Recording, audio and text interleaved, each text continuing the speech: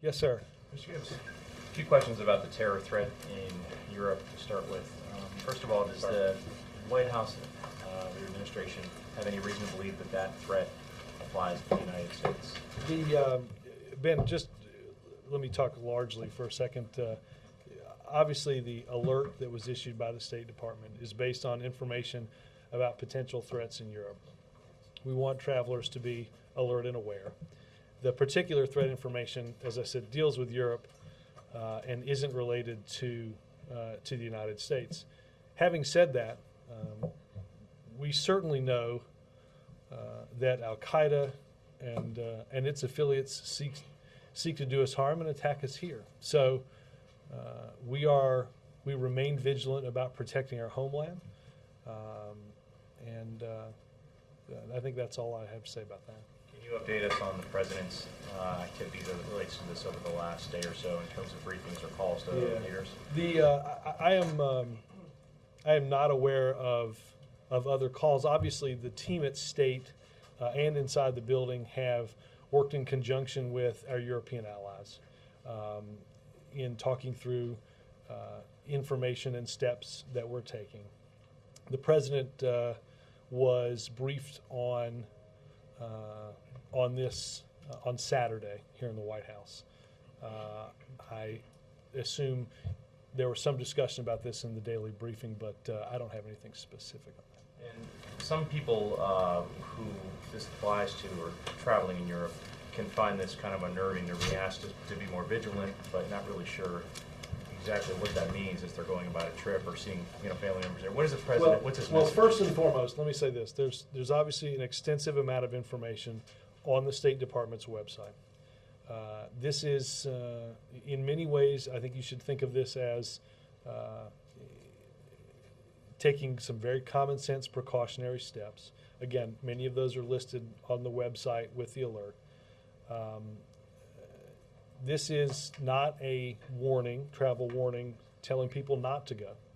This is simply to raise awareness and alertness of those that are there, report suspicious activity, be very aware of your surroundings. That stuff is listed on the website, and I think those are many precautions that are good to bear in mind as you continue to travel in Europe. And finally, are you aware if the administration received any pushback from European allies about this alert from the State Department, particularly as it could affect tourism there? Again, Ben, none that I'm aware of. We have worked in conjunction with our close European allies on this. As you know, the British took a similar, or issued a similar alert for its citizens traveling in parts of Europe. So we have, for many days, been working deeply in conjunction with those in Europe. Yes, ma'am. Yeah, it's an entire continent. Why so broad? Well, again, to give the best available information about for those traveling in the area to be alert. Okay, and a U.S. drone strike killed 8 Germans in Pakistan today. Do you have any information about that? I don't, and if I did, I wouldn't get into it. No, no. What about these reports that you may be leaving us for the DNC? I would refer you to what I said on Saturday about that. People in this building are focused on what they're doing here now, much like I am. I'm happy doing what I'm doing. What does that mean? You don't Yes stay? or no? Yeah. Are you ruling it out? Yeah. I haven't had any conversations about it, so. But are you thinking in your mind, not about conversations, are you thinking about staying or leaving? Is it a possibility? April, I love my job. We all love our jobs, but sometimes if other things I would say the ferociousness with which you're asking this question might be a signal to your employer that you have some deep-seated. I love my job. I'm asking about you. And you know what? I'm not going to talk about my job. Yeah. There's been a lot of talk about what kind of legislation the Congress might consider after the elections during the lame duck session. And I'm wondering if the President would have any problem with any specific legislation passed in lame duck. For instance, would he be concerned at all an energy bill, a major energy bill were passed, finalized in a lame duck? Would he be concerned at all about a major immigration bill passed, finalized, sent to his desk from lame duck? Well, Jake, it's hard to know what that would mean based on, we obviously need to look through. I mean, as a philosophical concept, I'm not asking you to sign off on legislation. I would just say this, Jake, there are obviously, and I mentioned this last week, here, there are a number of important things that that continue to need to be done that didn't get done at the end of the regular legislative session. We've got a START treaty that we believe needs to be ratified through the Senate. Obviously, a fairly large tax debate is going to have to be settled before the end of the year. We have the reauthorization of the Children's Nutrition Program. There are a whole host of judgeships that have languished for far too long, and I anticipate that we'll have a new budget director that will be confirmed by the full Senate. So there are a number of things that certainly have to be done. I can't look into my crystal ball in terms of what you said. Obviously, the president continues to believe that energy and immigration are tremendously important priorities. But would they be important? Let's specifically talk about energy and immigration, because they're obviously it's vast, bold legislation. It's controversial legislation. It's legislation that there have been problems with introducing during the Congress. Does the president think that because they are so big that they should be considered by the next Congress, or would he be okay philosophically with immigration or energy being addressed by a lame duck Congress? Jake, again, it's hard to get around the hypothetical. Obviously, these are issues that, look, let's take immigration. I think the president has been very clear that, and the courts in many ways upheld that we can't have a patchwork of immigration laws for every state in the country or every border state in the country. That just doesn't make a lot of sense. Obviously, the president was supportive of the Senate taking up and passing the DREAM Act before Congress adjourned, and that obviously didn't happen. We continue to look for ways to work with Democrats and Republicans to move forward on immigration. Okay, thank you. Yep. Yes, sir. Robert, just to follow up on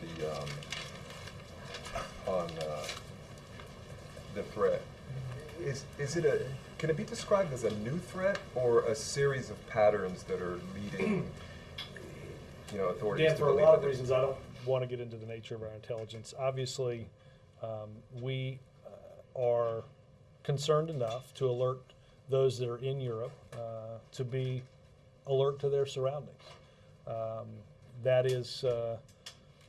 That's what the State Department's job is in issuing such an alert, to ensure that those that are traveling, that they're aware of that and that they remain safe. But did something change from perhaps like last week or the last 2 weeks? Was there something that specific that happened that led to this? I would just say, look, we have been tracking various threats for a while. This is. I don't think this is tremendously out of the norm in terms of ensuring that those that are traveling in Europe are aware of what's out there.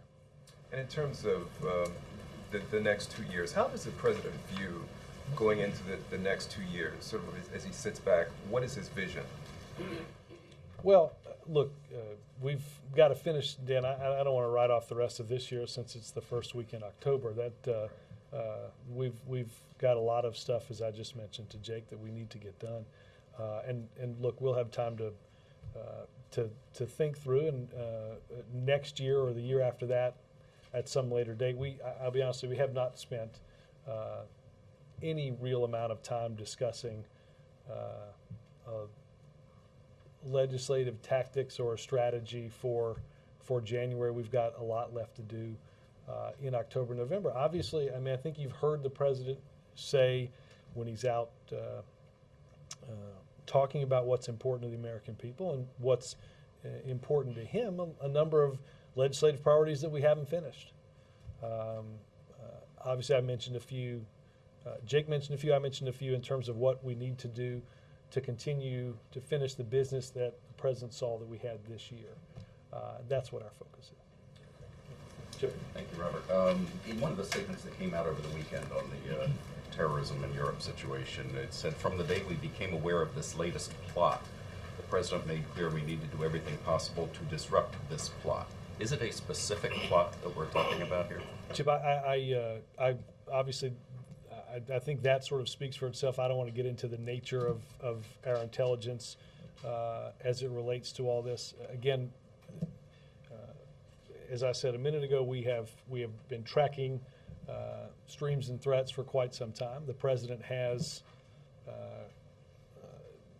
meets frequently with his counterterrorism team, both in the Situation Room and in the Oval Office.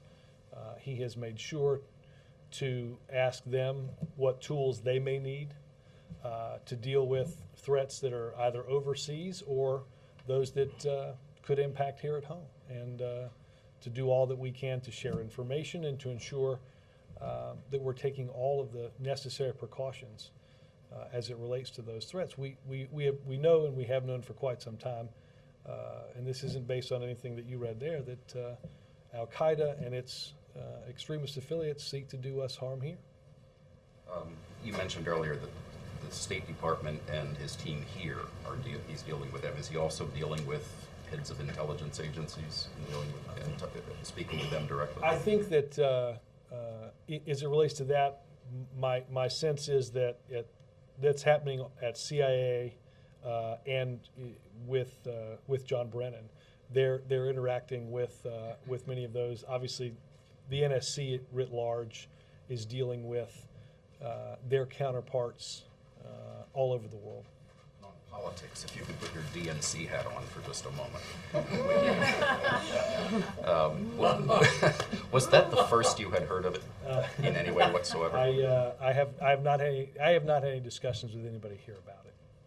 Yeah, discussions with anybody outside the I don't know how, I said on Saturday I have not been involved in any conversations. I went here, there. No, I was in Alabama. I haven't talked to anybody there about it. I haven't talked to anybody in Virginia about it. No. Ethan, let me tell you, I'm sure for Ethan, DNC does not stand for what it stands for with you. So no, I am not involved in it. Okay, well, getting past that, do you share the assessment? Do you You're share? trying to get into another question. Do you share, and does give the you credit for president? that. Does the DNC president? stand for with Ethan? No. Where did Mike get Go that ahead. from? Daddy, not. Yeah, true. Do you share the assessment of some Democrats in the last few days that things are tightening, that things are not looking as bad for Democrats in the election? Well, look, I think you have seen over the course of several weeks, you see a tightening in the public polling if you look at the generic ballot. You see a tightening in the so-called enthusiasm gap, those on Democratic and Republican sides that talk to pollsters and say that they are certain to vote in the next election. I think you have seen a tightening in that. I think part of that is a broader swath of the electorate now focusing more broadly, quite honestly, on the upcoming elections. I think there have been a whole host of things that have helped that. I think the president has made the case effectively about why people need to be involved and what's at stake. And I think I think those trends will continue up until Election Day. Do you still believe the Democrats could lose the House? I still believe that Democrats will control the House after Election Day in 2010. The Senate? Is it in jeopardy? I think we'll control both after election. No doubts. No. Following on that, it still sounds like obviously the margins will be different probably after the election. I'm not making a prediction one way or the other. Is there thoughts internally about how this may affect the legislative approach on the Hill? About conventional wisdom is kind of the first 2 years for big things, and perhaps you'll go for singles as opposed to home runs from this point forward? Look, I'll say this unrelated to the question. Obviously, we have a couple of things that are important to what we did in the past 2 years that will be important going forward. And that is implementing both healthcare reform and Wall Street reform. Obviously, as you mentioned, pretty robust legislative packages that have to be, many facets that have to be implemented.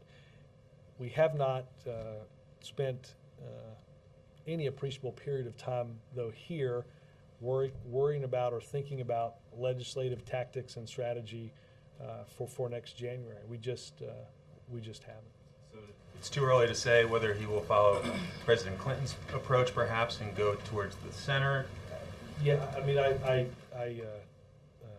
there just hasn't. We've got what is it, 4 weeks from tomorrow until Election Day, and in terms of the political calendar, that's what the focus is on, not several months from now. Will Pete Rouse mean perhaps a different relationship with the Hill compared to with Rahm being the chief of staff? Well, I mean, look, we discussed, I think, they're fairly obvious stylistic differences. Look, Pete has been very involved in dealing with the Hill in his role as a senior advisor. Obviously, Pete's got relationships on Capitol Hill that go back certainly longer than the president's been here, and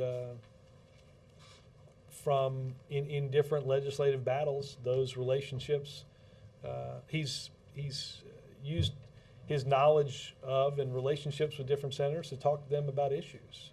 So I think in many ways, Pete was very involved in strategy relating to Capitol Hill, and obviously as chief of staff will have an even larger role in that. I got 3 questions, 2 on politics, 1 on the terror alert.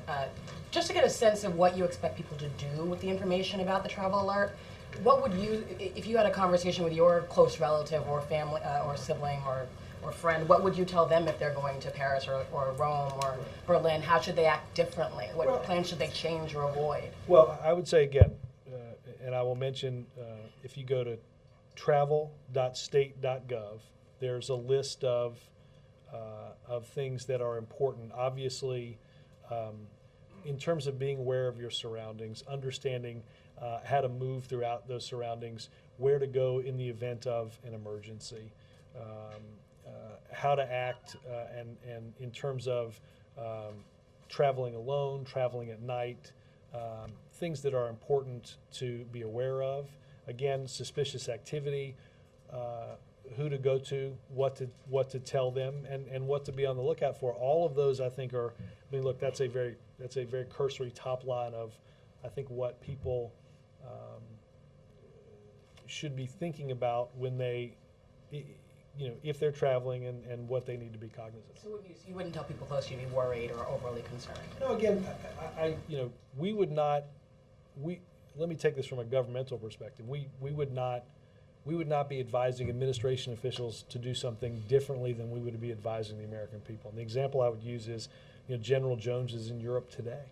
So the information that came out Sunday was an alert to, again, just to do that, to make people aware of and alert to that information, not to dissuade them from travel there in the beginning. And then after the midterms, in terms of the legislative agenda, how concerned are you? There's been a lot of talk among Republicans about wanting to defund or stand in the way, block implementation, which you just brought up, of things like the healthcare bill. How concerned is the White House about those efforts and how successful they could be if the dynamics change? Obviously, some of that would depend on what the numbers end up being. Again, as related to earlier questions, I think we'll wake up the day after still with majorities in both the House and the Senate.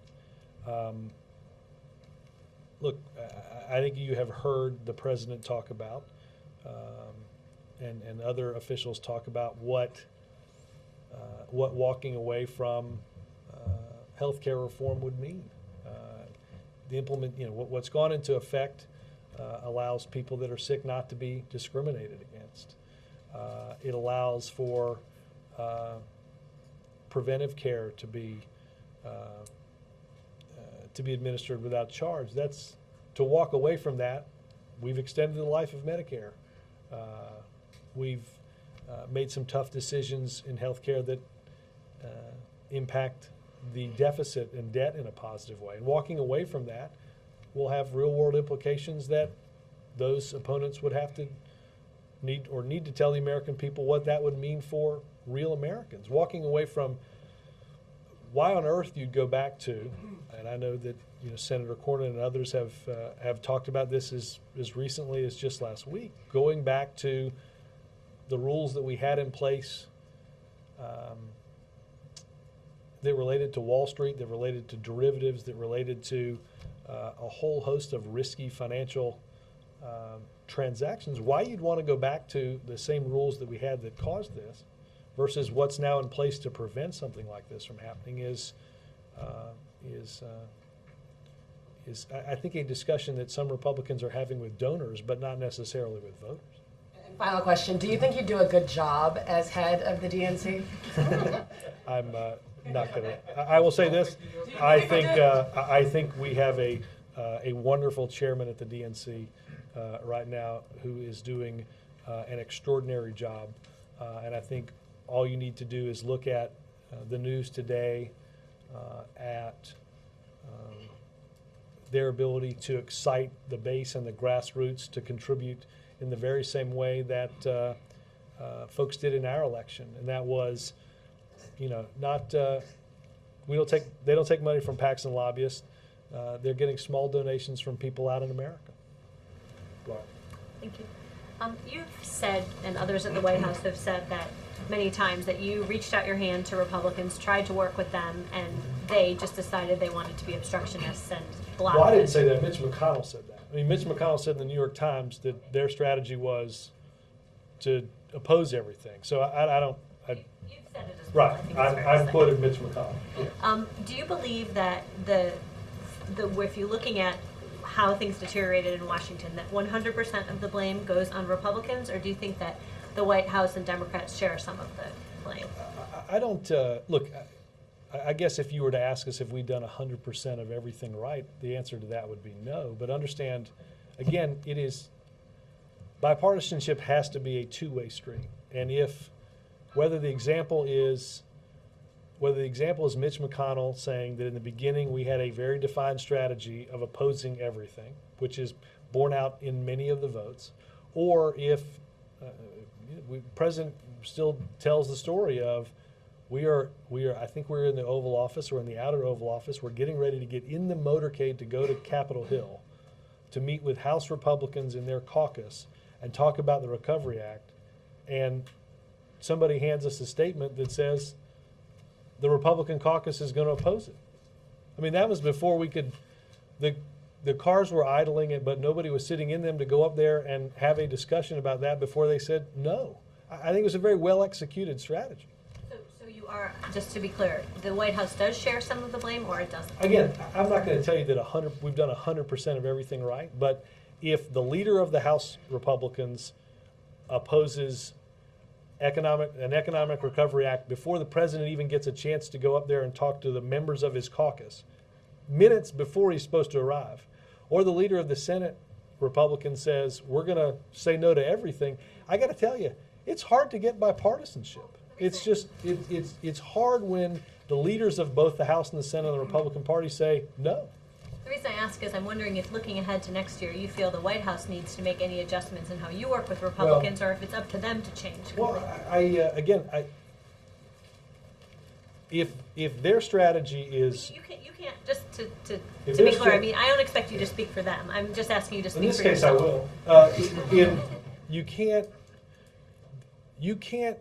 You can't get them to cooperate on anything if their answer to everything is no. If their starting position is no, look, who would have thought we would have judges who would sit for 230 or 240 days that pass out of a committee unanimously? Who would have thought that somebody would sit up here and say that for 3 months, a small business bill that cut and eliminated capital gains taxes on small business would be almost universally opposed by Republicans, except for a few, obviously, in the Senate that helped get the bill through. It's unprecedented what they've said no. I will say this, Laura, that there are a lot of, and we've gotten a decent number of questions today about sort of what do you do in January? Our focus right now is on the remainder of October, November, and December before we get to January.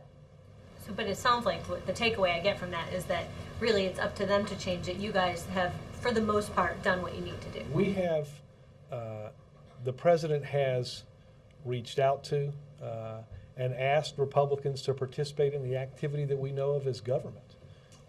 Regrettably, the strategy from the very beginning, from Mitch McConnell to those that serve in the Senate, from John Boehner, from those that serve on the Republican side in the House, was to say no. It's hard to overcome that when there is a specific strategy of saying no that comes from the leadership.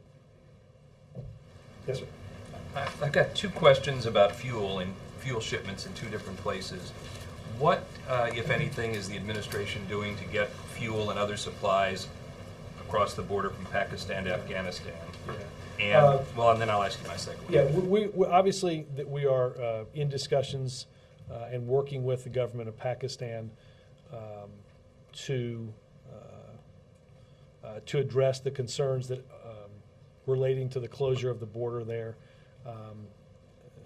We believe we are close to producing some results on that, and may have more on that in the future. At what level are those discussions? I believe they're happening right now at the Department of State. With their diplomats. Mm-hmm. And then the other fuel question, Robert, is what, if anything, is the administration doing to stop the flow of fuel trucks specifically, going from Iraq into Iran? I don't have any guidance on that, but let me try to find something from NSC right after this. First one you said in the future. How far in the future? Could it be today? Again, we're working government to government. Obviously, we have expressed our condolences for what happened several days ago in Pakistan with ISAF and their forces, and we're working through the border closing right now.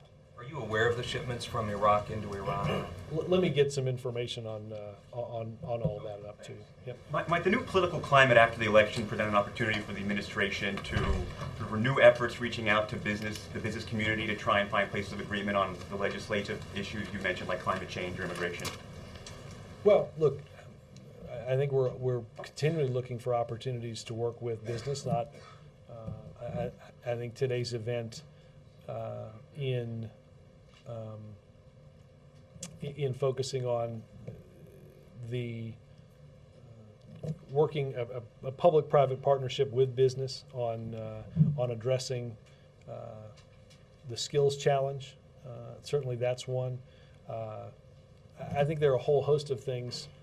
Certainly, energy, immigration, and many others present opportunities to work with Democrats, Republicans, business, labor, across the political spectrum to get some of that stuff done. Is it important for the administration to appear to be pro-business? Look, I think it is, obviously the president is very focused on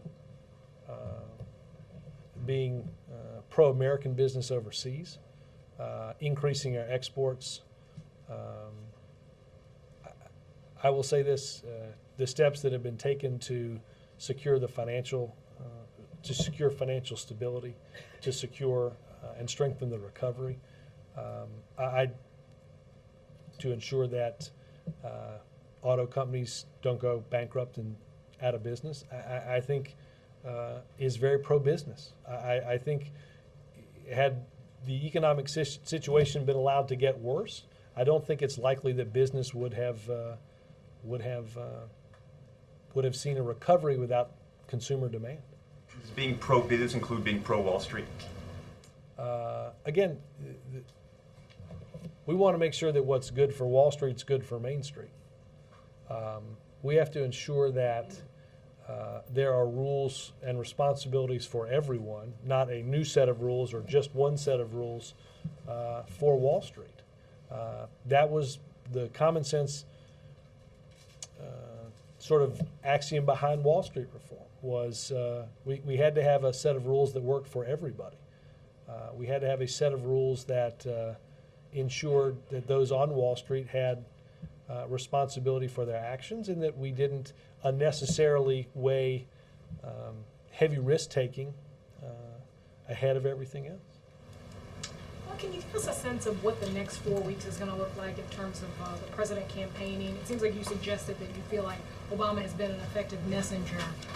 Do you feel like there's certain venues? I don't have a block in front of me in terms of his schedule. Obviously, this week there's a DNC event, I believe. I'm doing this from memory, so I think he travels to New Jersey on Wednesday, to PG County and Illinois on Thursday, and then I think on Sunday is in Philadelphia. I don't have the whole block in front of me, but obviously I think the president's going to be out there making the case and discussing what he thinks is at stake in this election. Do you have a sense of whether or not like rallies are effective in a way that, say, backyard barbecues aren't, or I mean, is going to be a similar mix? Well, look, I think the president will continue to do a mix of different events. I think, I think the anecdotal information that we've gotten in Wisconsin around the Madison event has been quite positive. Kristen? Robert, you said earlier that there wasn't that there's a difference in sensibility, or I think you said style between Pete Rouse and Rahm Emanuel. But I wonder in a broader sense if you can talk about the personnel changes that are being contemplated and we already know about in the White House staff. Is the president looking to change direction at all, tweak things in a particular way, or is the guiding principle more to continue the course? Well, look, I think first and foremost, as I talked about last week, prior to any change in personnel in the Chief of Staff's office, Pete was undertaking, again, a very natural reorganization as we were ending the natural life expectancy of some staffers' work here. People were, not surprisingly, after 2 years, going to go back to teaching, going back to business or what have you. And so he was undertaking that project, and obviously some of those, the president is weighing through some of these decisions and some personnel changes based on people leaving. And obviously there's a lot, honestly, Christy, that goes into any of these picks. You've got to have people that work together, people that drive a policy process, people that come up with ideas. There are a whole host of different things, and some of it depends on who's already there around in the group that is where a job opening is impactful or is in that realm of those issue areas. For instance, looking for an NEC director that complements all of the other members of the economic team as well. So I don't know that there's just one thing that anybody's looking for. I think it's a whole host of different decisions, all of which go into those personnel changes. Just two questions. Robert, just two. I'm going to go through here. Yes, ma'am. Robert, 3 questions. Can you discuss now, since it's Monday, the rally that happened Saturday and its significance to the midterm elections as it relates to your base? Well, look, again, I think that I think that the president and folks that are working here, as well as folks in the Democratic base, are understand what's at stake 4 weeks from tomorrow. They understand the work that's been done and the work that's left to do. I think that look, our hopes of what we want to see out of this election are largely the same, and we'll continue to work with folks on the Democratic side of the aisle as well as folks that want to on the Republican side of the aisle to make progress on those issues. Now, on the terror alert in Europe, can you specifically talk about some things, any nuances about this hunt for Osama bin Laden, as this new terror alert is? Again, I don't think it's my place to get into the nature of our intelligence, except to discuss what the alert does, what it means, and that the president meets regularly with the counterterrorism team to ensure that they have all that they need to keep us safe here at home and abroad. He concerned himself that it's taken this long to capture Osama bin Laden. Granted, he is one part of a whole. Okay, well, I doubt that anybody has stood here in the last, this administration or the two previous that wouldn't like to have captured or killed Osama bin Laden by now. You can, I think that's certainly the case. We will continue to take the steps necessary to keep us safe from him and others like him who plot and plan to do us harm. And my last question to you. You know the importance of words, and you're very strategic in what you say to us, especially from that podium. Yeah, I was going to say, I'm looking out, there's a fastball coming. No, it's not a fastball. I know. Just Hold on. well, brace yourself, okay? It's a curve. It's a curve. It is a hanging curve. All right, I'm digging in. Can you say for sure? Stop it. Can you say for sure that you love this job that much that you're not even considering? I want a straight answer. Wow, you've April, I do love this job. I haven't had any conversations about the future. I don't intend to have any conversations about the future in the next few weeks because I don't mean this I don't mean this to be sarcastic, but everybody that works here is focused on the thousands and thousands of things on their to-do list that they have to do every day. I promise you, I was here almost all of Saturday on what might well be considered one of the last pretty days of the year. I would love to have been running around outside, but there were tons of things to do here, and we're focused on doing those. I'm hanging on every word you say. And you say the next few weeks you're not going to have any conversations. So what happens in the next couple of weeks? You know, April, I'm happy to answer questions about the travel alert. I'm happy to answer questions about policy. You are the No, news. no. It was in the. We got it Saturday. You are the news. You could be leaving it. You're the president's mouthpiece, and you could possibly. I'm not flattering him, but seriously. She's obviously not flattering me. Who in the world thought she was flattering me? No. But you are the president's mouthpiece. I know. And then And to you know leave what? here I'm to gonna go try to to be- run the DNC. I am going to try to be. I'm going to try to just give the information on a whole host of issues that I know are far more important than me. No flattery. No flattery. Yeah, I'm not coming over there to get flattered. I knew that too. Yes, ma'am. But I go I've around. got two really important ones on Afghanistan and Pakistan. Does the administration still believe that the two governments are strong allies, or have they been co-opted by the Taliban and Al-Qaeda? And do you think the American... Are we talking about Afghanistan and Pakistan? Right. Obviously, we have strong and important partnerships with Afghanistan and a strong, in Pakistan, a strong ally in common pursuits to address extremism and the threat that it poses. And we would not be in Afghanistan were it not in their interest and our interest for us to be there, to ensure that what the Taliban once held and controlled, they don't ever control again, because we understand what that means for us. The unencumbered ability to plan and execute attacks against our country.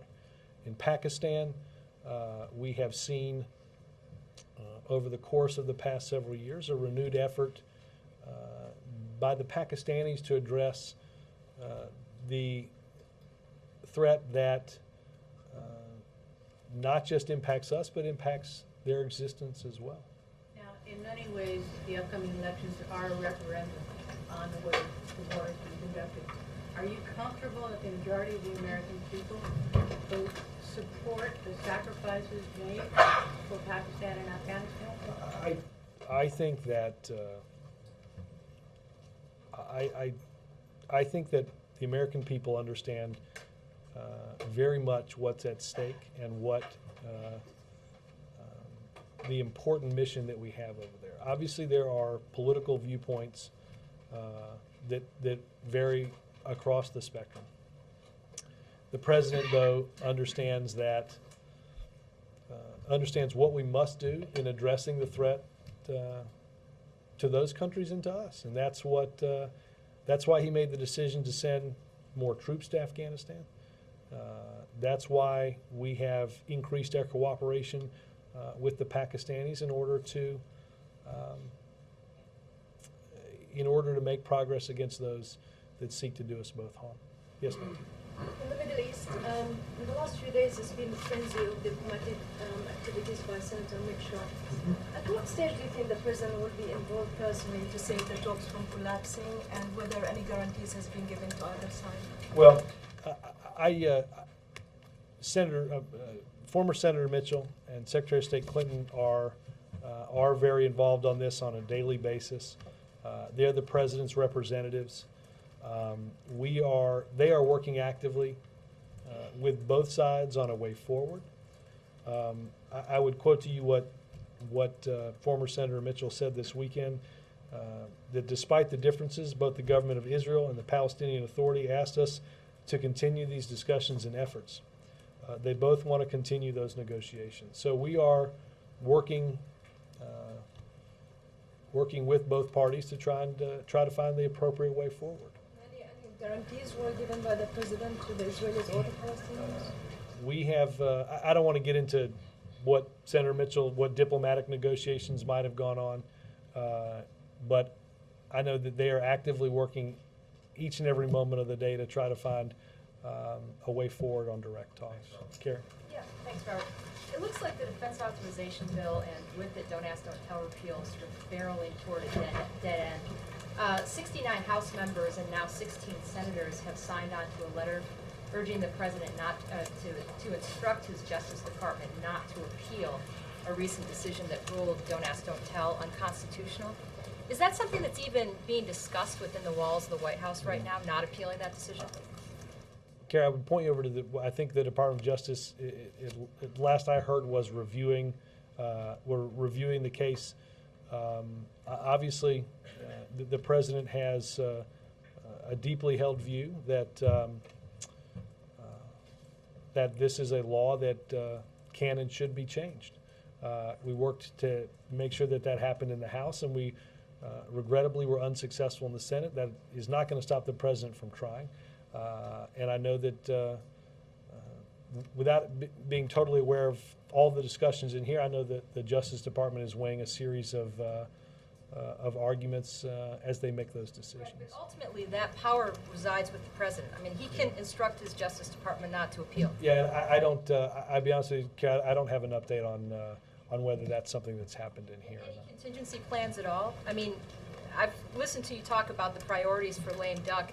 You've rattled through them on, Thursday, Friday, and today, and not once has defense authorization been mentioned. Yeah, though I will say, and I think I've said on a couple of occasions that off the top of my head, I wouldn't necessarily say which list is completely exhaustive. Let me see if I can get better guidance on that. Understanding, again, the president's deeply held belief that we have to get this changed. Sam, and then I'll go. Yeah, I was just curious, from your perspective, what are the most noticeable and immediate differences with a new chief of staff these first couple days?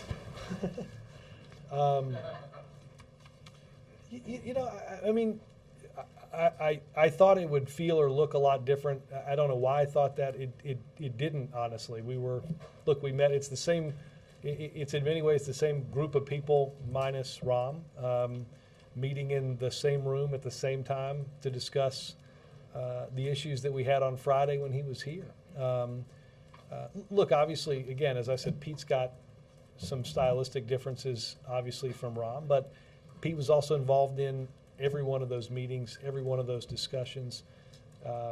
We continue to be very focused on many of the things that we had in front of us on Friday when Ram was chief of staff, and are continuing to do so with Pete, though I will say I can't stay awake that late, so I watched Saturday Night Live today, and wow, that was I can't speak to its accuracy. It was quite entertaining. Thanks, guys.